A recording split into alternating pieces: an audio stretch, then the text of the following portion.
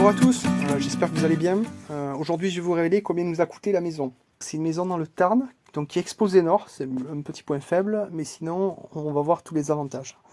Donc elle a 3925 mètres carrés de terrain, donc d'un seul tenant, mais c'est majoritairement des pentes et constitué de bois.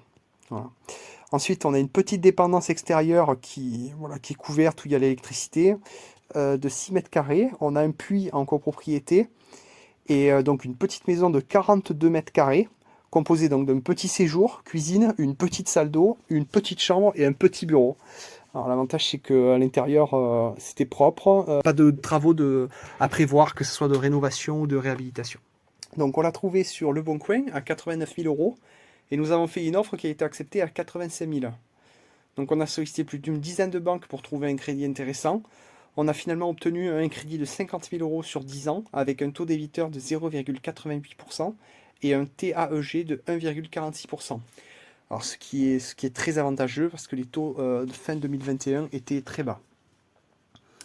Donc il y en a pour 2 250 € d'intérêt, 300 € de frais de dossier, 810 € de frais de garantie. Alors les frais de garantie, ça sert à ce que si vous ne payez pas une échéance, que la banque elle puisse taper là-dedans pour compléter le manque en fait. Ensuite, il y a 295 € de cotisation d'assurance groupe obligatoire. Donc c'est l'assurance minimale en fait qui couvre le prêt en cas de décès ou en cas de perte totale et irréversible d'autonomie. Et ensuite, du coup, on a souscrit à une assurance groupe facultative à 564 € qui couvre le prêt également en cas d'incapacité temporaire totale de travail ou d'invalidité permanente ou de perte d'emploi. Ce qui nous fait un total de 3 655 € pour le crédit et l'assurance emprunteur. Pour les frais de notaire, donc la promesse de vente a coûté 365 € et ensuite on a 7 800 € de frais d'acquisition et de prêt. Donc, ce qui nous fait un total de 8 165 € pour les frais de notaire. Donc si on cumule les frais de notaire, de crédit et d'assurance emprunteur, nous sommes à 11 820 €. Ce qui monte l'enveloppe totale du projet à 96 820 €, ce qui représente 13,81% de plus que le prix de vente de la maison.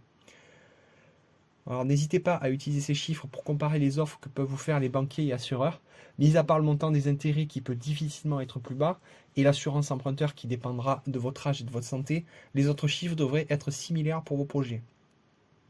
On vous recommande d'effectuer plusieurs simulations de crédit avec plusieurs banques.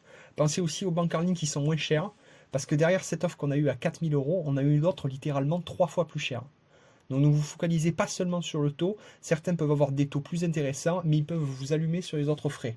Donc regardez seulement l'enveloppe globale. Si cette partie administrative vous rebute trop, vous pouvez aussi faire appel à un courtier en prêt immobilier, dont c'est le métier. On l'avait fait aussi en parallèle et ce courtier-là prenait un forfait de 1 500 € sur chaque prêt pour vous donner un ordre d'idée. Donc ça peut être intéressant si vous prenez un gros prêt, mais ça l'est peut-être moins si vous en prenez un petit. Donc cette vidéo est terminée, bon courage dans vos projets et à bientôt.